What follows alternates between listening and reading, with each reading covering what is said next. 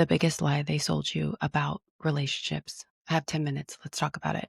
What's the key to relationships according to most people? They're going to say communication. And I'm going to say it's close, but not it. Communication is like the surface level, right? What I'm doing right now with you is I'm communicating information to you.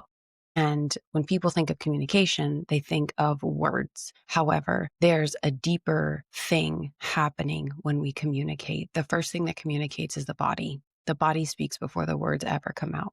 And when we look at communication, we're starting at too high of a level. We're like 2 steps too late when we address communication. It's almost like putting a Band-Aid over the wound and saying that you've healed, when actually the wound is still underneath the Band-Aid.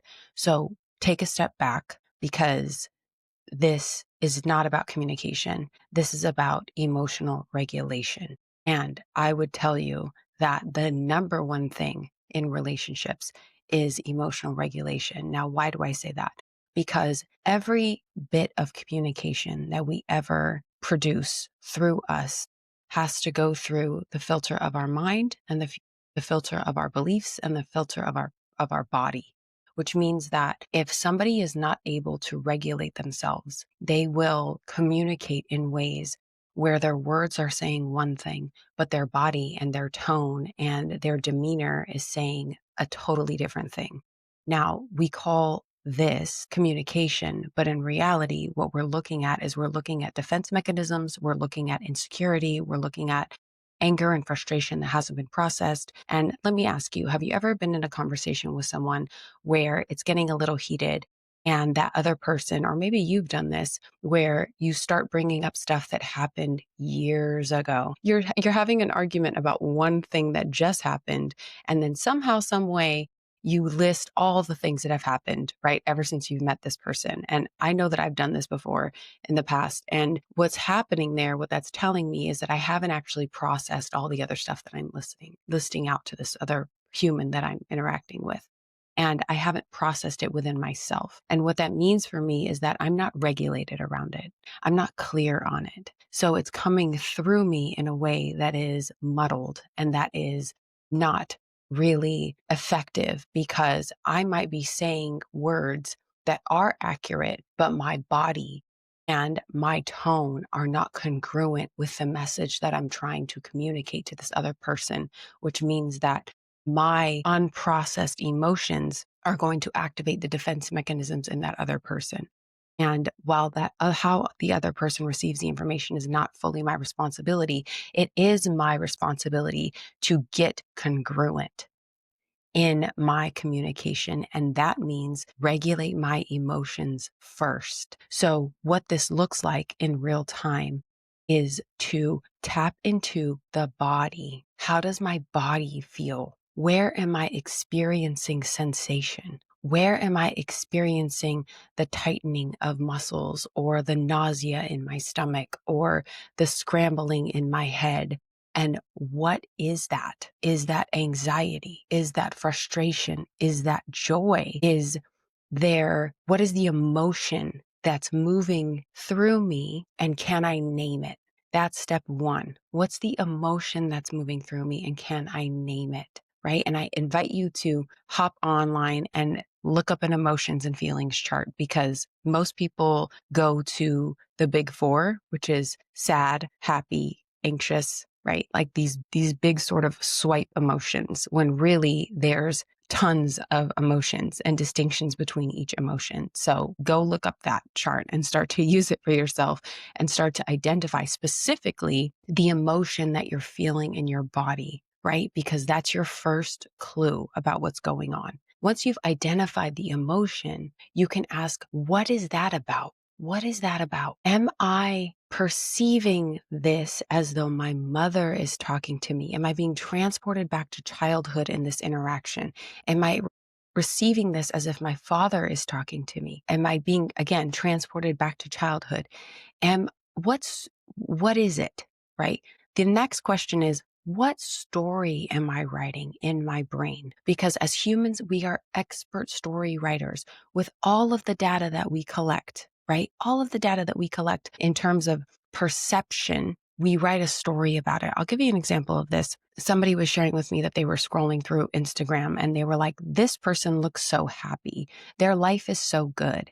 And I said, yes, it does look that way. And remember that that's the story that you're writing in your brain about this person based on what you see and based on what they decide to show you, which is only what they decide to show you, right? Because you're not with this person who you've experienced online 24/7. So you don't really have a full, accurate picture of what's really unfolding in their life at this time. And so while you're not wrong in saying that they look happy, that they seem happy, it's also not a complete picture. And that's a story that gets written in our brains, right? There's hundreds, maybe even thousands of stories we write every single day based on our perception. And our perception is rooted in our beliefs, and it's rooted in our biases, and it's rooted in our wounds, the ones that we have processed and the ones that we have yet to process. So what story am I writing? And this has come up in my personal relationship with my husband. Well, it's come up in all relationships, let's be honest, but it's come up more specifically in the relationship with my husband because I've been more aware of it. I've been more aware to ask myself, what is that emotion? What is the emotion I'm feeling? And what is the story I'm writing? And what I got to learn is how to write a different story, right? How to write a story that's neutral and empowering to the best of my ability. Now, I'm human and you're human. So we're going to have moments where maybe the story that we write is a little slanted towards victimhood, or it's a little slanted towards injustice. And we get to look out for that, okay? Because we are responsible for the stories that we write in our heads, whether we have the full picture or we don't have the full picture, because the stories are going to inform your next action, and your next action informs who you be in the world, okay? So when we decide, okay, what story am I writing? Then ask yourself, is this the story I want to write? Is it accurate? Is this the story that I want to write? And if it is accurate and it's a story that you want to write, then you can move forward and say, okay, this is what I'm presenting to you with my body, with my tone and my disposition and my words. And now you'll have congruency. And the thing about congruency is what makes authenticity. And authenticity is when you feel someone and nothing feels incongruent. You experience someone and you go, yeah, I can fully receive that because that's congruent. Whether we like it or not, whether we agree with it or not, we can say, yep, that's congruent because the body matches the tone and the body and the tone matches the words.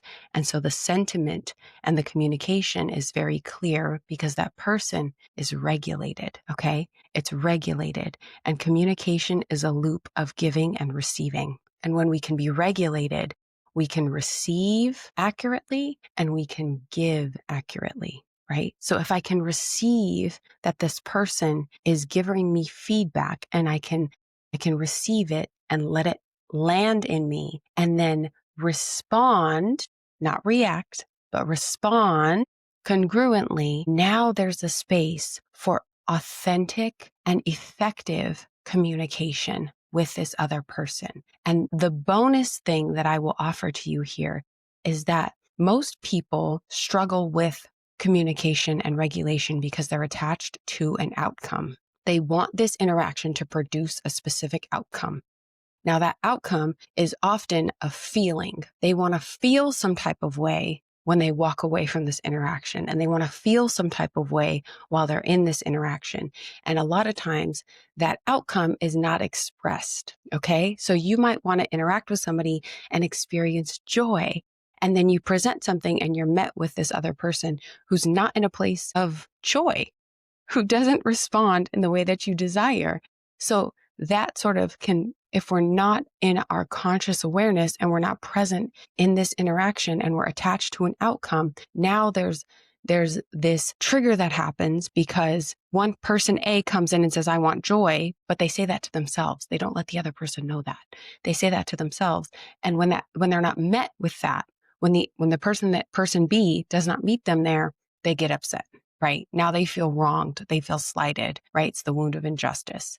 And the invitation is to release the outcome, give people the freedom to be themselves, which means that they may not align with the outcome that you have predetermined and the expectations that you have for this interaction.